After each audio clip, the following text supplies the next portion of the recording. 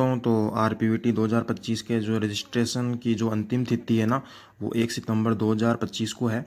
तो आपको रजिस्ट्रेशन करवा लेना है। अगर जिसको लग रहा है कि मेरे को रेगुलर या गवर्नमेंट पेमेंट सीट मिल सकती है, तो आप रजिस्ट्रेशन की जो अंतिम तिथि है वो 1 सितंबर 2025 तक वैलिड है, तो आप वो रजिस्ट्रेशन करवा लें। और जो फर्स्ट राउंड होगा उसका जो रिज़ल्ट होगा वो 6 सितंबर 2025 को डिक्लेयर होगा।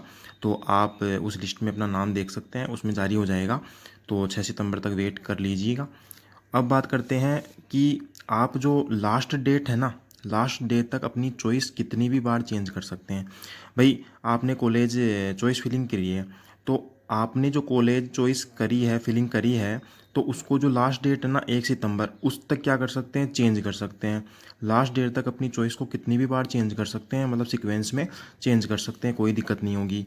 और जिसने रजिस्ट्रेशन अगर करा दिया हो ना, तो उसको आगे के लिए दोबारा रजिस्ट्रेशन कराने की ज़रूरत नहीं है।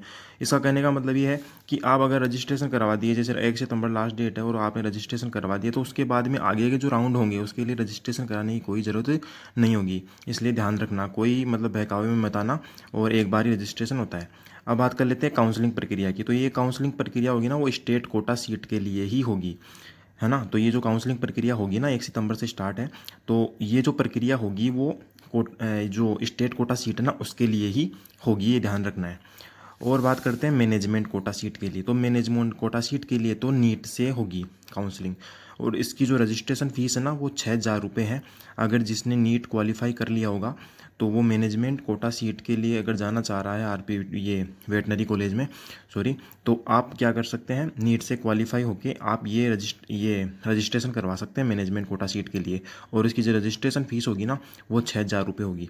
अब बात कर लेते हैं सबसे लास्ट बात कि जो आप कन्फ्यूज़न हो कि कितनी कॉलेजें ऐड हुई है रेगुलर में।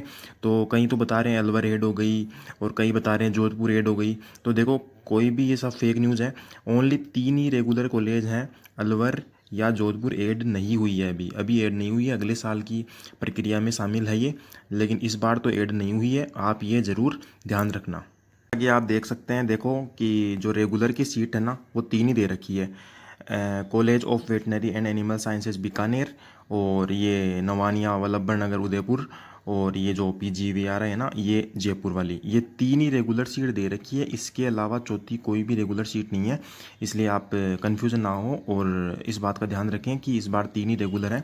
अगली बार से फिर ज़रूर हो सकता है कि रेगुलर कॉलेज 4 हो जाए, लेकिन इस बार तो 3 ही हैं RPVT 25 के लिए। और बाकी की फिर तो पेमेंट सीट है, ये एनिमल साइंसेज बीकानेर में भी एक और है। ये सारी पेमेंट सीट आप देख सकते हैं, देखो आराम से देख सकते हो।